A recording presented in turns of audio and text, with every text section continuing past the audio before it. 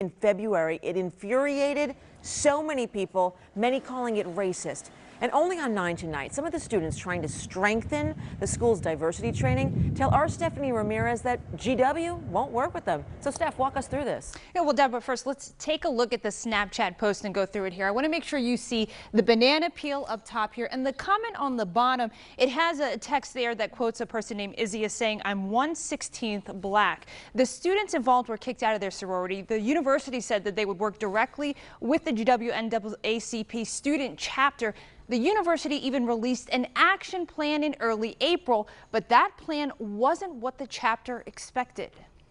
It's frustrating whenever you do all of this work and you keep being told, just wait, just wait, just wait. And then they release a plan that is nothing like what you originally discussed or asked for.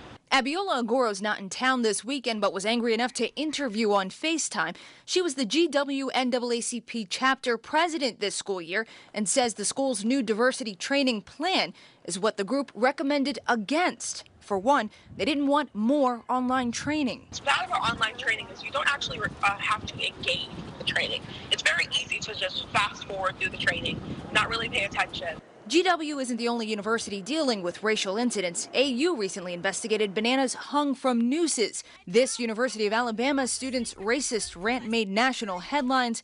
In D.C., GW students weighed in on their school's diversity training. I don't really know what the steps that are, in place to help, but I do think that it is a problem. If they are doing it, I don't think they're advertising it enough because I have not heard of anything new. The problem, Agoro says, is that these incidents are not just playing out in the school's public spaces. I lived with a roommate this year who called my friend the N-word in my room. And, it was horrifying to have to live with somebody who believed that you and your people are less than them.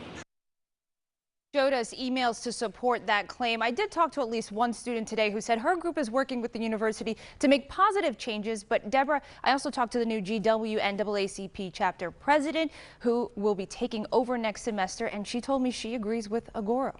Thank you so much, Stephanie. And we did hear back from the school spokesperson. She told us the new plan is a pilot program. They're still working on it, and they'll be inviting students to review that plan in the near future. All right, DeKale Bowman wanted for murdering his teenage girlfriend in D.C. earlier this year, but police don't know where the 18-year-old is. Last week, Bowman was released from a Maryland prison. He was serving time there on a theft charge. Bowman is wanted for a second-degree murder in D.C. in the death of 16-year-old Tiana Thompson. If you have any information on Bowman, give D.C. police a call. Car crash in Silver Spring leaves a woman dead and 3 others hurt tonight. That crash happened around 3 this morning at Columbia Pike and Fairland Road.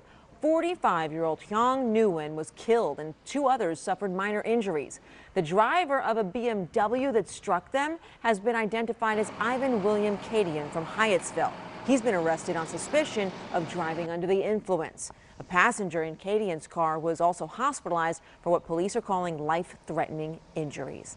All right, now we're going to turn to weather. We saw rain showers throughout the weekend, but it's looking like a different story for next week, and Howard is here to break it all down for us. Yeah, we may see a couple of showers here and there late tonight, early tomorrow, and even afternoon west of the Blue Ridge, but it looks like rain chances will be fairly low. We do want to show you what we're expecting for your Monday, with temperatures to be climbing pretty nicely at starting in the 50s. We're talking about temperatures, you see them over here, into the low 70s during the afternoon. So it should be a comfortable day with maybe just a slight chance for a shower here and there. Now, we've been tracking showers throughout much of the day, and tonight, as we look on the big board, there's not much going on. We did have some strong, even some isolated severe storms down in southeastern areas of Virginia, and this activity out in Ohio and Kentucky, that's moving off to the, it's weakening. I don't expect that to be a problem, and you notice tonight, yeah, there's just not much going on. But with some moisture around, and they had a lot more rain, I-81 west, we're starting to see some fog developing out on the mountains of West Virginia, Petersburg 0, Davis 1/2. So areas west of the Blue Ridge, you may get some patchy fog developing late tonight, early during the day on Monday. So we start looking at the futurecast here Monday morning, 6 a.m. Temperatures will be mostly in the 50s. So a light jacket when you head out. By lunchtime, we're going to be upper 60s to near 70. Some clouds, some sun, and maybe just a stray shower or 2 late afternoon, evening here and there. But overall, a comfortable start to the week. I'm coming back in a few minutes. We're talking about a slow warm-up for